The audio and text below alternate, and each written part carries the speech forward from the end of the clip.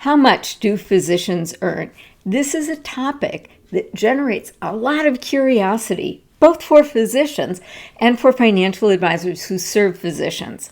Today, I'd like to share with you the findings of the 2026 Medscape Compensation Survey. So this is a survey sent out to tens of thousands of doctors. They collect all of the results and then show what they've found.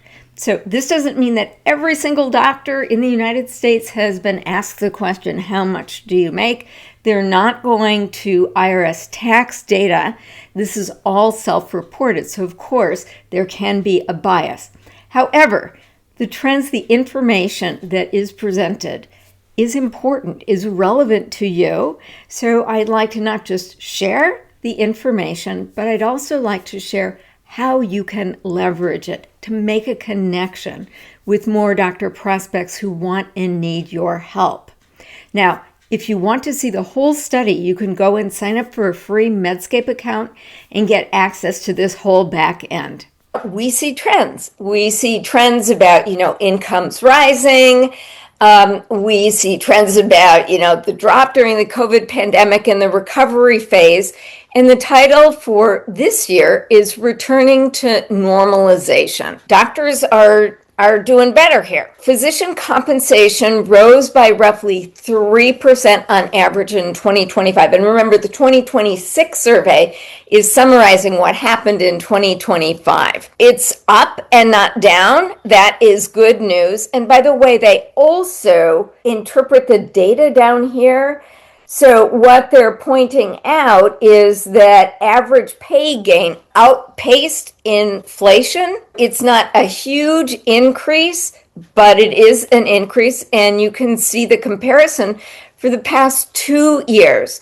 What we're seeing here is the trends that we always see, that the specialists earn higher incomes than primary care doctors. And you've probably heard a lot about the Medicare restructuring.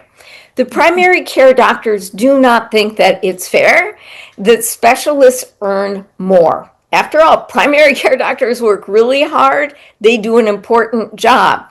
And so Medicare is trying to normalize these. That's the intention. But the reality is that what they're doing is they're taking money that would otherwise go to the specialists and give it to primary care. So we have seen years now where specialist incomes are being decreased so that primary care physicians can make more. Now, if you look at the Medicare pie, only a small fraction actually goes for physician compensation.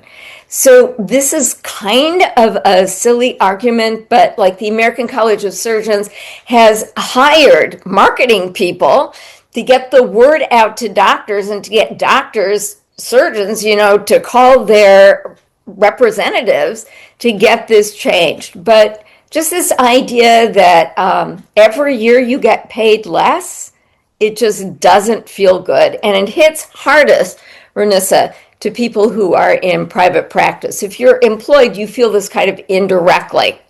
We have 8 specialties that reported earning over $500,000 a year. This is all comers, this is employed and physicians in private practice. And these specialties pretty much remain the same year after year. I mean, the top earners, sometimes they reorganize themselves. But the top earners are orthopedics, cardiology, radiology, plastic surgeon, anesthesiology, urology, gastroenterology, and ENT. I don't understand why ophthalmology isn't in the top earners, and it could just be a sampling error. But in general, if you would like to work with high-earning physicians, a logical way to do this is to, go to the top earners. But this doesn't quite tell the whole story, because the fact is that there are entrepreneurial doctors. There are doctors in private practice who are earning 7 figures reliably. if they embrace a spirit of entrepreneurship. So if you want to play the odds, this is probably what you will find, but there are ways of zeroing in on high earners. And I invite you to think about in your mind, what's the most important thing to you? Is it income or is it assets? Because if it's assets, for example, nurses are great savers. It may well be that a nurse or a nurse anesthetist or a nurse practitioner or a pharmacist might actually have more assets. And we're not talking about assets here. We're just talking about income. The huge challenge is translating income into wealth. Most doctors were not hard-nosed negotiating their last contract. And this is huge. I'm going to be speaking to a group of residents and fellows at the end of June. And is probably the thing that makes the biggest difference in a doctor's life. If they negotiate their base salary just a little higher, every increase in salary is going to reflect that. So we're talking about, being able to generate millions more in your career if you negotiate. But most physicians don't negotiate. And the reason I think has to do with the culture of medicine. We want to be collaborative. If you're going to join a team, you want to represent yourself as somebody who's going to be a team player. And negotiation feels adversarial for many physicians. So they just don't do it. But physicians are not the only people who have a hard time doing it. Sheryl Sandberg, who was the former COO of Facebook, talked about being interviewed with Mark Zuckerberg for the COO position. Mark made her an offer and she came home to her husband and she said, "I think I'm going to accept it. That sounds good." And he said, "But wait a minute, that's the starting point of the conversation. He's expecting you to come back with a higher point."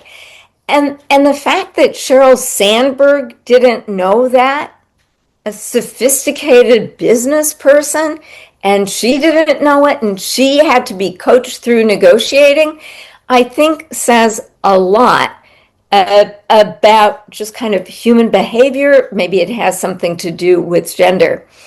I remember one time speaking with a highly successful insurance salesperson, and I interviewed him specifically to find out, what do you know that other insurance salespeople should know? And he said, "Well, I'll tell you. First of all, doctors like boxes, so make things simple for doctors." But another campaign early on that got him most of his business involved this campaign. So he got an email of all of the fellows and residents' names who were about to graduate, who were about to get jobs. He would send them out a letter saying, "Look, congratulations, you're about to launch into your career. You'll be signing a contract. We would be happy to take a look at your contract free of charge." And so, he got a lot of leads generated by that. What that meant was that he made an investment with a lawyer who would do the contract review, right? And then he said, for a small fee, we would even be willing to go and negotiate the contract on your behalf. So he would have the lawyer do that. But he said that almost everybody who took him up on that offer went on to become his clients. So I think this negotiation principle can be a hook that you could potentially use in creative ways to deliver more value and get in front of more doctors. And let me just stop here and ask, do you have any thoughts or comments about this idea? I do. Yes. So and I heard you speak on this before. So we're talking about someone in terms who specializes in negotiations. Contract law. Contract. Okay, a contract. Okay, and even for new doctors coming out of school, Especially for new doctors coming out of school, because they are going to be taking up positions somewhere, either in uh, private practice or as an employee, and there's going to be a contractual agreement. So everyone is negotiating a contract. May I offer something here about Please. this? It's really about exponential growth. And so let's just say you sign on, and I'm just going to use round numbers. They don't really relate to anything, but let's just say that you sign on for at 300,000 and you get annual pay raises of 10%. So your base is at 300,000. The next time you're going to be at 330 because you're going to get 30,000, and and so on and so on. If you negotiate up to say 400,000, and I'm not suggesting you might make that much of a jump, but this will serve my illustration.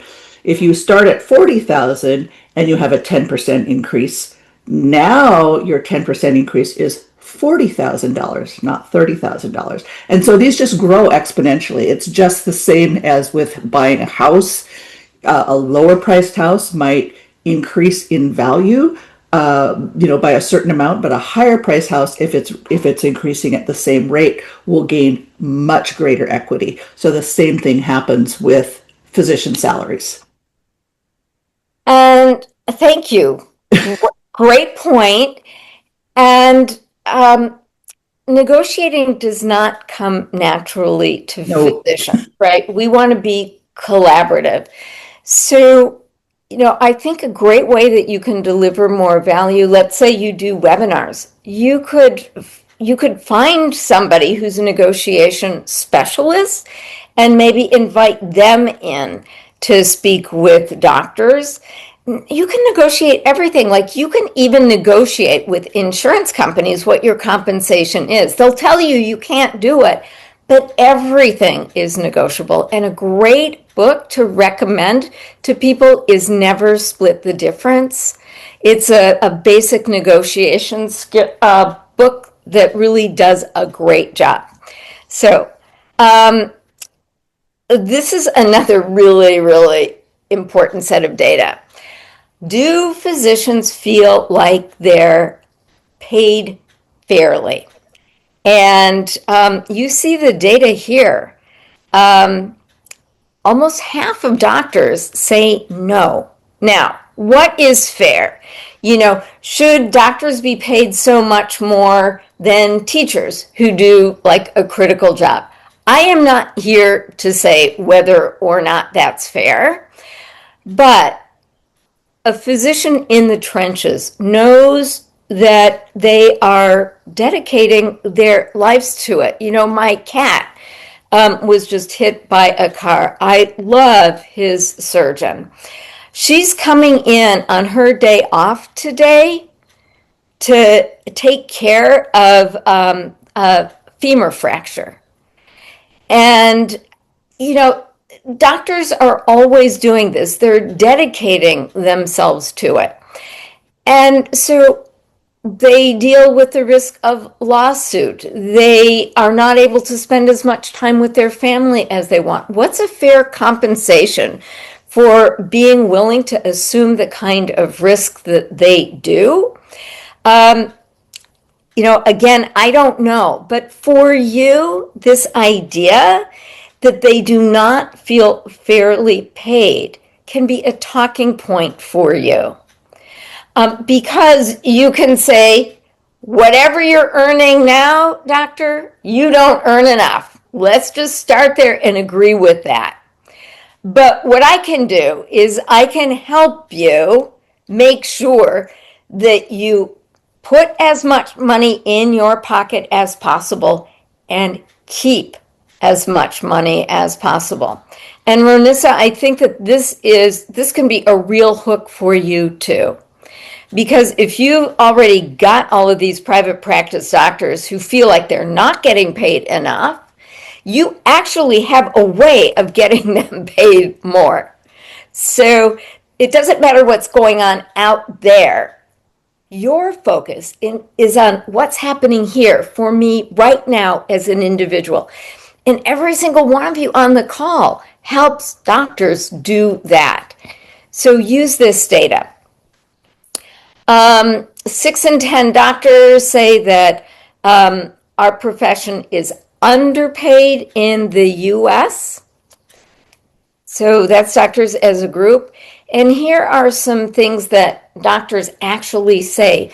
Physicians are underpaid for the knowledge and training required and the stress and liability they endure.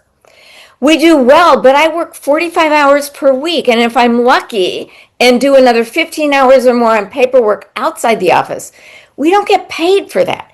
And I make nothing when I'm out of town. There's no vacation pay. It's all related to how busy you are. I remember working with a urologist, and he had a plumber come in, and the plumber was charging like $150 an hour. And so he sat down and did a back of the envelope compensation. He took the total number of hours worked and realized he was making less on an hourly basis than the plumber was, and assuming huge liability. It's kind of a sobering exercise to go through that.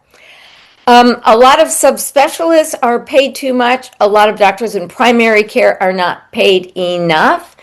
And this is also kind of interesting because it speaks to kind of the adversarial relationship between the specialists and doctors in primary care.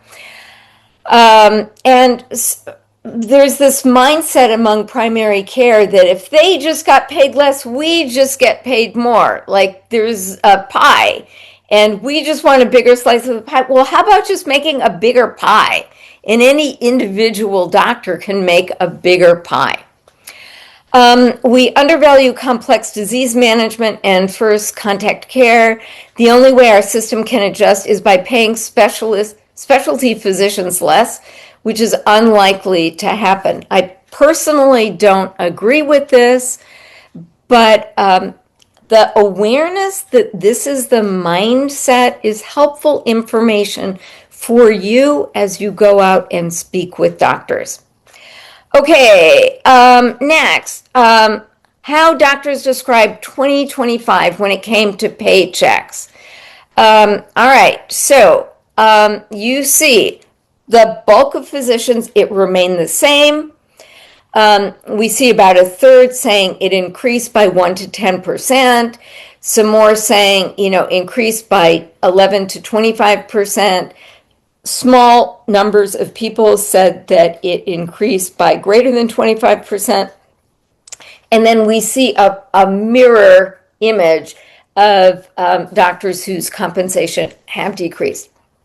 Now, just to frame this, remember, since the start of the pandemic, doctors have sustained significant losses. So they're catching back up.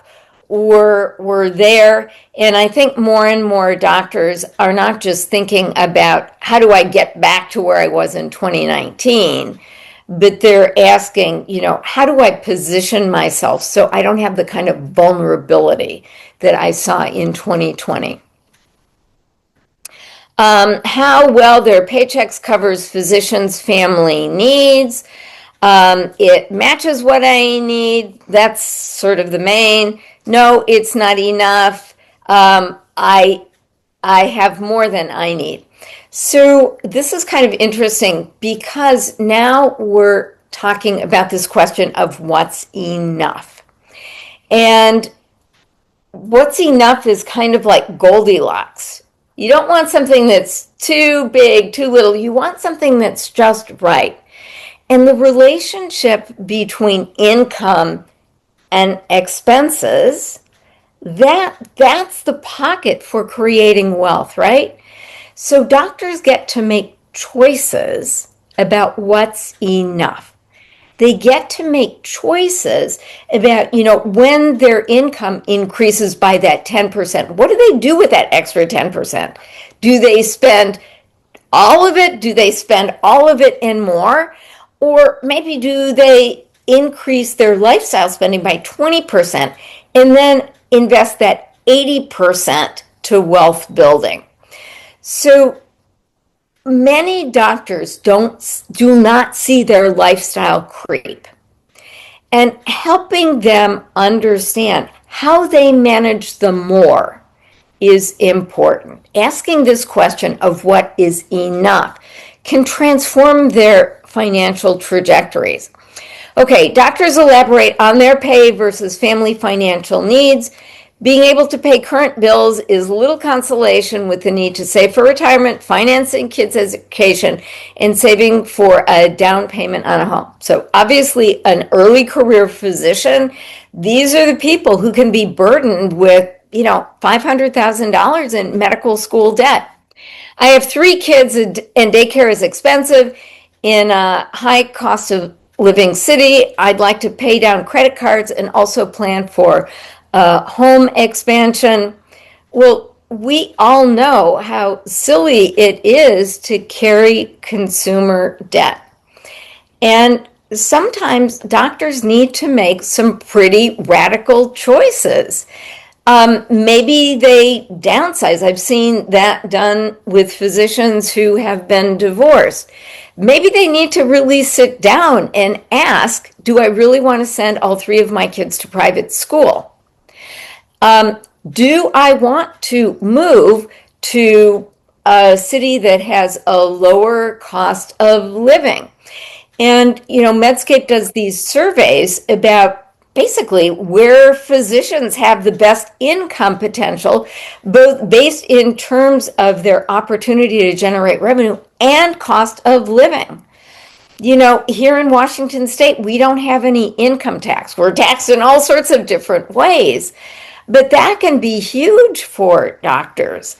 I saw a migration of doctors from Washington State out to Idaho because of the rise in cost of living here in Seattle.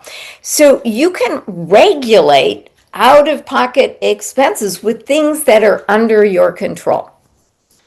As a pediatric subspecialist living in a high cost of living area with children, I am incredibly behind on retirement.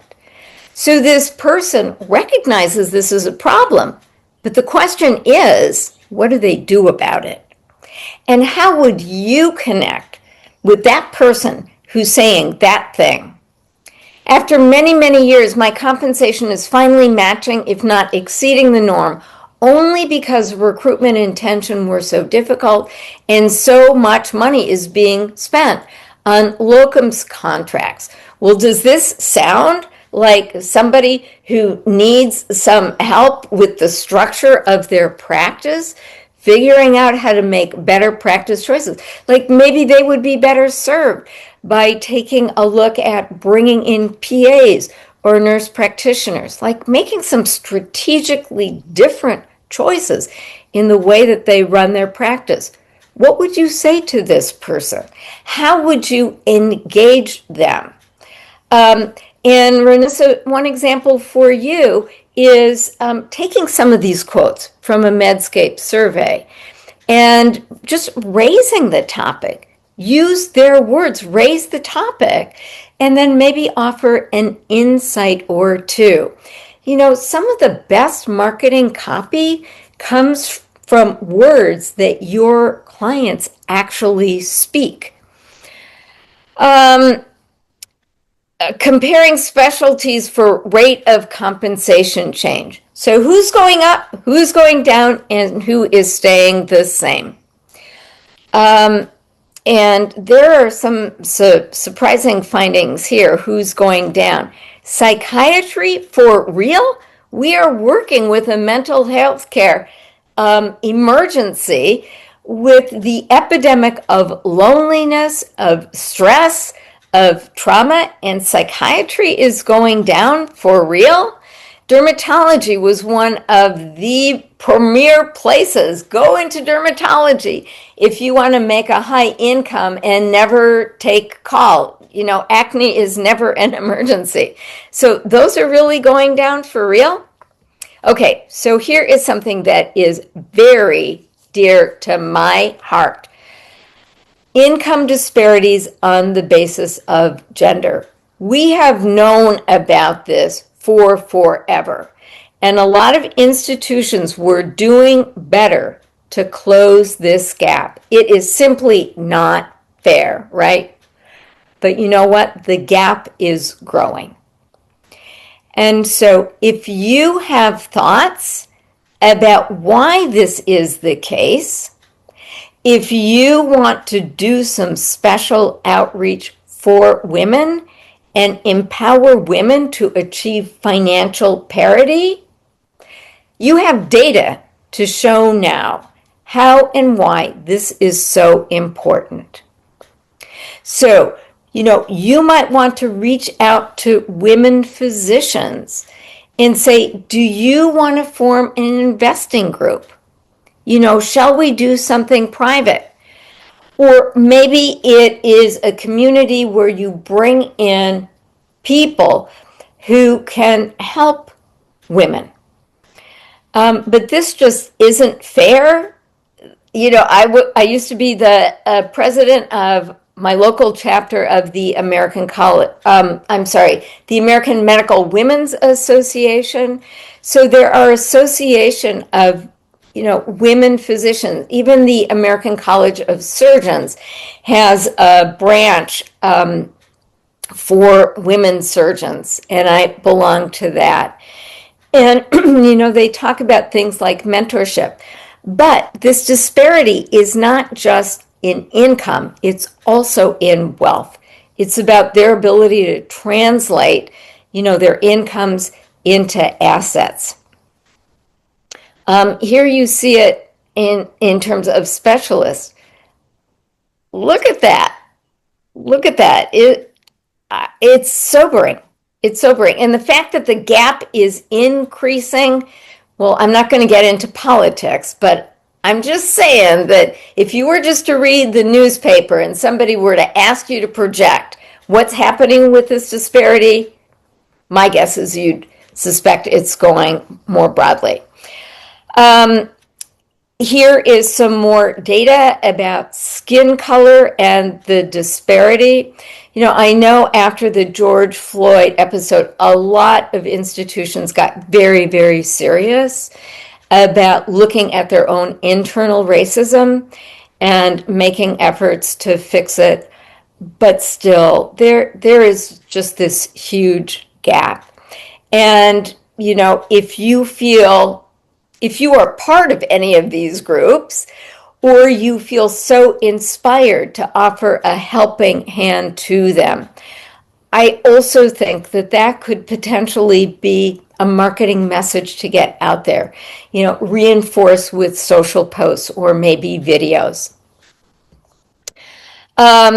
Okay, this is just a brief little segment about how where you practice matters. And so I can tell you, there are doctors moving out of California because of the taxation.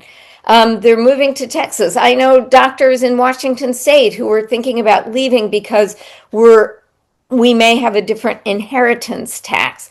In Washington State, there's also sort of a new wealth tax that people just don't feel is fair. So people can move around, and people do move around. And it can make a huge impact on the quality of life today and your ability to generate wealth. There are incentive bonuses, and you can see some of the ways that this affects doctors. The average incentive bonus is $49,000. But you know what? I just kind of laugh when I look at that, because when I look at strategies, for example, strategic tax planning, they could easily harvest $100,000 in extra income if they would just do some of the things that really, really make a difference. And most doctors don't know what those things are. How empowered doctors feel to maximize their incentive bonus. Well, you can see the distribution. Do you augment your regular pay with outside work? Most do not. And there are lots of opportunities. There is a Facebook group, Physician Side Gigs. It's got hundreds of thousands of doctors there. This is a huge thing for doctors, especially after the pandemic, where they saw their vulnerability. You know, a lot of doctors are investing in real estate, but this side gig thing is important to a lot of doctors. The story on average work weeks and contract length. So you see, you know, the distribution of contract duration. And then let's see. Do productivity metrics affect your base salary? And for most, they do not. Again, I'm not sure that that's really where their focus should be. I think developing this different relationship with money, you know, asking the question, what's enough, doing strategic tax planning, I think all of those things have a much bigger impact. And now you can see the demographics who actually submitted their answers, because remember, in a survey, there's always sampling biases. So here is the distribution by age, by gender, and by specialty. All right. So what do you think of this? Well, first of all, is it helpful to go through this data like this? Yeah. Question. Some of that information was doctors were giving their opinion. Can you kind of make that as a template for your website, quotes or whatever? Or Absolutely. Absolutely. And, you know, so you want to think not just in terms of website, because it's hard to get people to visit your website, right? yeah, But you want to think about getting messages out there. Michael, you're such a good networker. So for you, having conversations with people in your Rolodex are impressive. And, you know, so when you're sitting down and speaking with a doctor, you know, let me just find a quote that might be fine for you. You know, I was just looking at a Medscape survey, and, you know, most physicians don't feel like they're fairly compensated. What's your thought about that? What would fair look like? Or, you know, what, you know, how much do you think you should be making? And not just making, but if they tell you how much they should be making, you can then make the transition from, you know, how much are they making versus how much are they keeping. So, you know, that is a whole different conversation that sort of gets into your wheelhouse. So, yeah, I absolutely think that beginning with doctors' own words is one of the most important things that you can do to create effective marketing messages.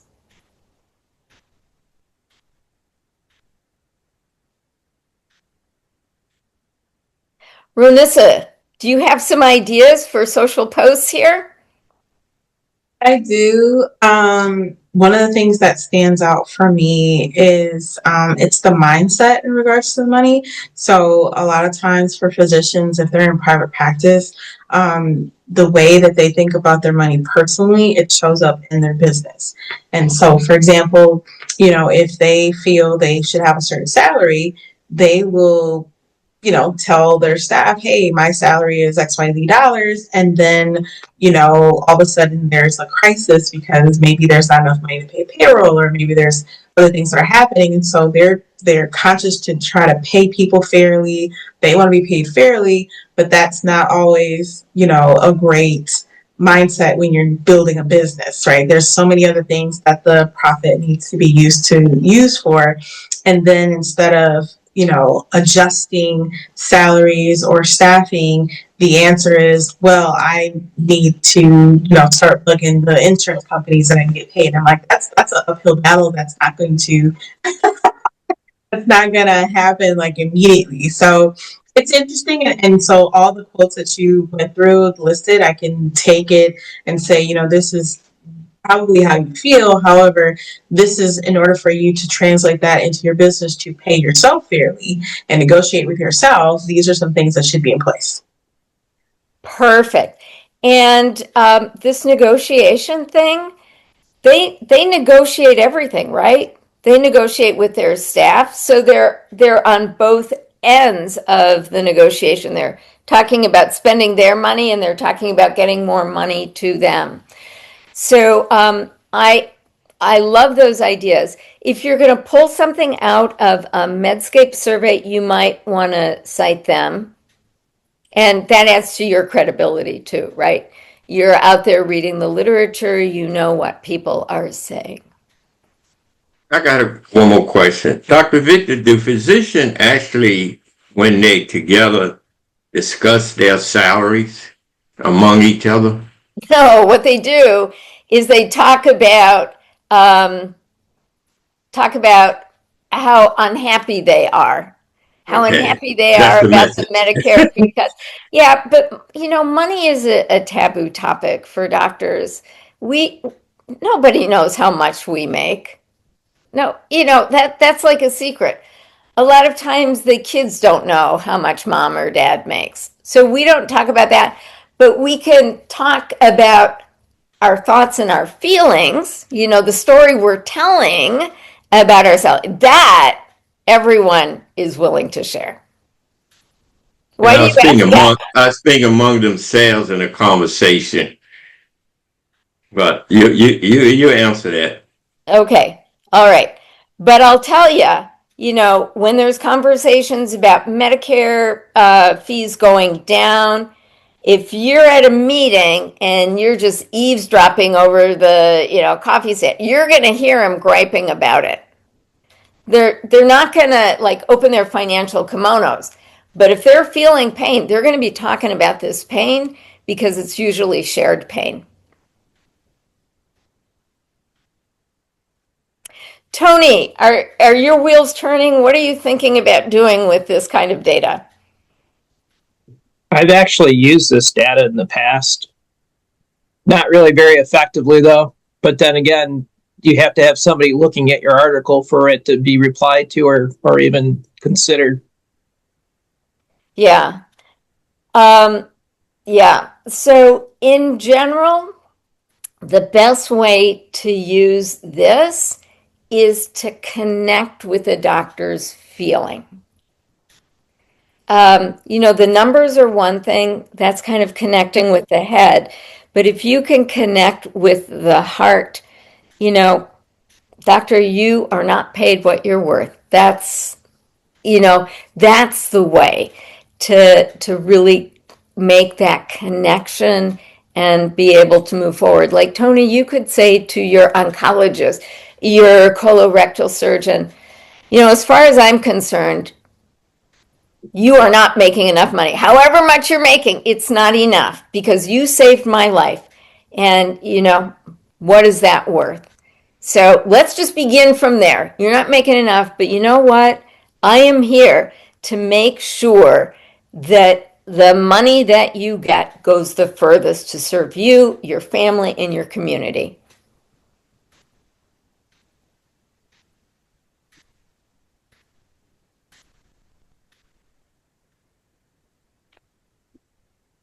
Alrighty. Well, it is almost the top of the hour, so I'd love to just know what your aha is for today and what you might do differently as a result of spending this hour together. I gotta find me a good contract attorney. My brother-in-law, he taught that for years. I lost him a few years ago, but that's been on my mind. And being part of chamber groups, you meet people, but I know I have to be a person who has experience with that.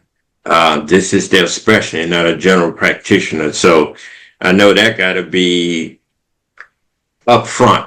I need that up front right now. I think that that is a great thing. I think all financial advisors might want to consider building out their dream team.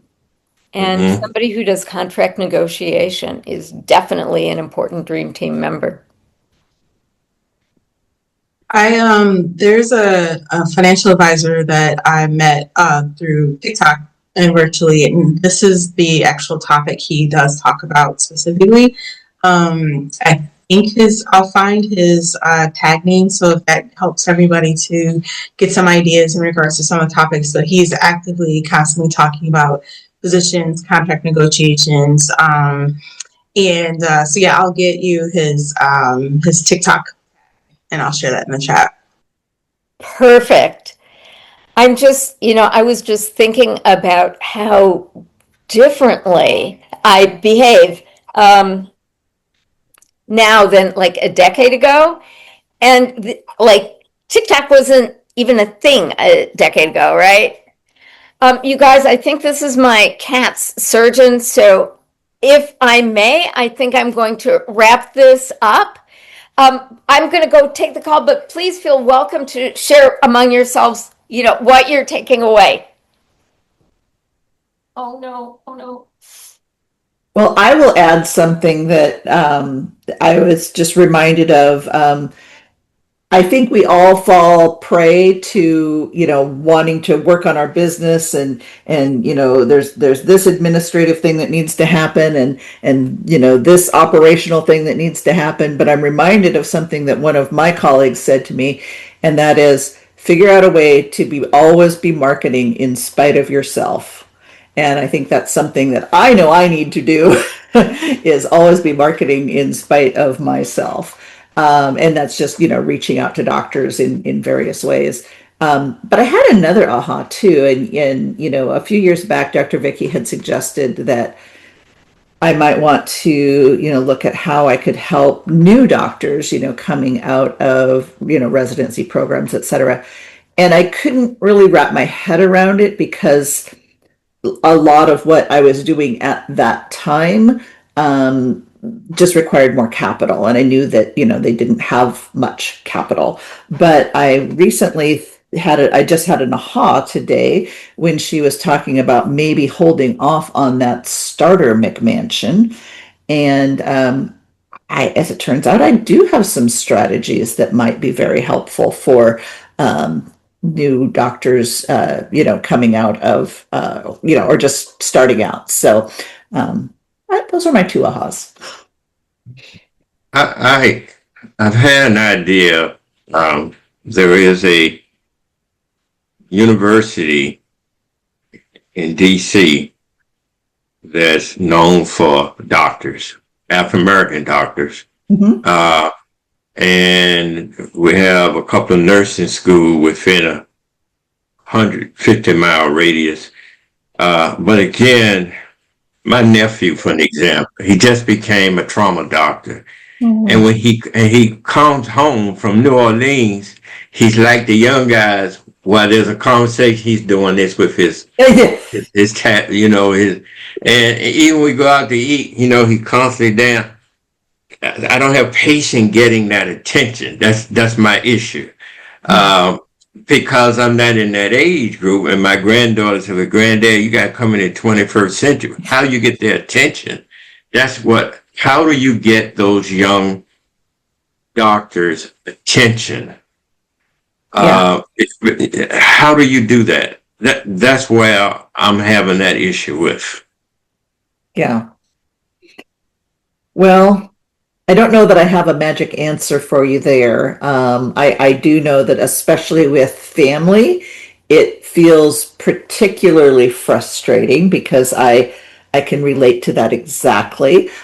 With our boys, they're always on their little phones. It's like, stop, pay attention to what's going on around you. But I do wonder, and I do think that it is a generational thing. However, sometimes I think that we have a harder time connecting, even though we shouldn't, but we sometimes have a harder time connecting with our own family members than we might to, someone else who is perhaps seeking out specific information instead of, oh, that's my uncle, or oh, that's my grandpa, or that's my mom or my dad or whatever.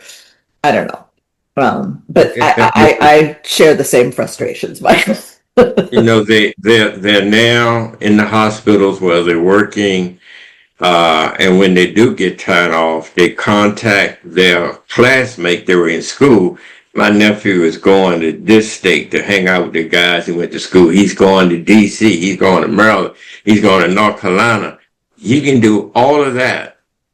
But me talking about disability income, I have a company that has a great product for new doctors. They're the only one that got it.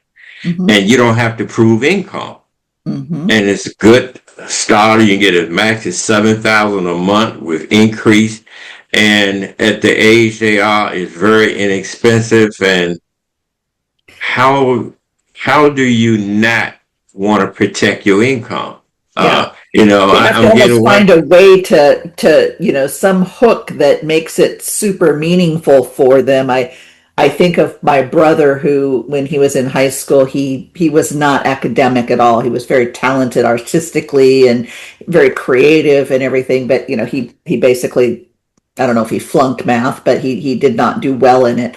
But a few years later, I was doing some bookkeeping for him, and he was a builder, and he would do these calculations for curved stairs that required some advanced math, and he would just do it just off the top of his head, and it was like, how did that? Well, it had a real meaning for him. So I guess you just have to find that hook for your nephew to show him that they're, and just be listening for those little clues. And I don't know. Again, no magic wand I'm here. not a patient person. My granddaughter just became a nurse practitioner, a nurse who works with babies. Same thing. They don't want to talk about nothing. They did their study and they get blah blah blah. I don't know. Maybe it's me. I have to look at me, I guess. I was gonna I don't suggest. have patience for. Go ahead. I was gonna suggest too that with the generation that literally is on the phone. So two things. One, send them a text and request the meeting, and it won't be offensive because they're on the phone, so they'll get it. And then the second thing I is, never thought about that. Send them a text. Send them a text and say, hey, I'd like to schedule a meeting. Second thing that I'll recommend is find the stories of the younger people that didn't have the product that you had and share what happened to them. Because again, if I'm thinking about being like 20s, you're not worried about like losing a limb or getting hurt at work or not being able to have a job or your life changing. That's like too traumatizing, right? So if you have those stories of young people that thought they didn't, and then even if you are able to message them and say, hey, I want to meet with your peers. I know that you went through this at the time. What could I have done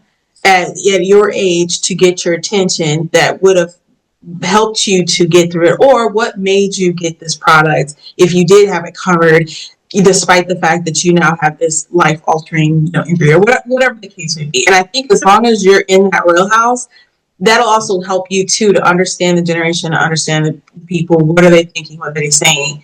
To kind of help get those keywords, to just like how we all are. I'm not a doctor. It's like I'm learning how to speak the lingo, and it's even more so to speak the lingo of what a private practice doctor is going to say, or what a younger doctor is going to say or think, and just kind of get in, and start with your family. And that's just, and once you get that appointment, just lock them in and be like, all right, you tell me what are they saying, what are they doing, where they're at, and then you probably do have a nice little well that you just kind of have to like churn up a little bit. Well, and to piggyback on that, correct me if I'm wrong, but it seems like the younger generation in general likes to consume video content. Yes. So if you find that person, ask them to just shoot, instead of writing back their message, send a video that you can then send to your nephew. Yep. Well, the video, the image I put on his head, I asked them, I said, the people who came through trauma or the emergency room, do you ever think they scheduled to do that? Because he tell me people come in with arms tore off and this and that. And I said, nobody, do you think any of them plan on coming in there today like that? Trying to put that picture in his head. But I'm up against this here. And then when they get that break, the people they went to school with, they try to get together. I don't care if you're on the West Coast, South, Northeast. You can find time to travel. You can pay an extra $400 a month on the credit card that you have. But if you take some of that extra and reposition it, you can protect your income for life. And we're not talking about so much money per month. If you become disabled now, based on age 65, that could pay out $2-3 million in benefit. And just getting them to see that, at their younger age, they don't think anything's going to happen. But then on the flip side, I've met business owners who own their own business say, oh, I don't get sick. But I've experienced it. I've been there. I've seen it. And it's real. I tell people when they retire, you haven't made it. You're just starting the fourth quarter of your life. Yeah. It's totally different, because healthcare costs in America, you live long enough, something's going to happen. And lately, I've been selling a lot of long-term care strategies. People are beginning to think about that. And I read an article this morning that that's talked about 400,000 people could come off Social Security. Just putting these pictures in people's head, but those young people, I just don't have the patience for them. Maybe it's just me. I just don't have the patience for them. But hopefully with the doctor, my client, who's now working with the younger doctor, as a son of influence, he already have a connection with them. And I can just become part of that connection and maybe work it there. I'm going to try my hardest, the university, and get me a contract attorney. That's what I'm going to do when I go out of here next week. All righty. Well, listen, thank you. I'm sorry I missed this conversation. Thank you so much for showing up. Thank you for your dedication to physicians, and we're here 1,000% behind you. So, and my fish has a doctor too, Dr. Vic. I have a doctor for my fish. So he comes by every now and then. So, I understand that.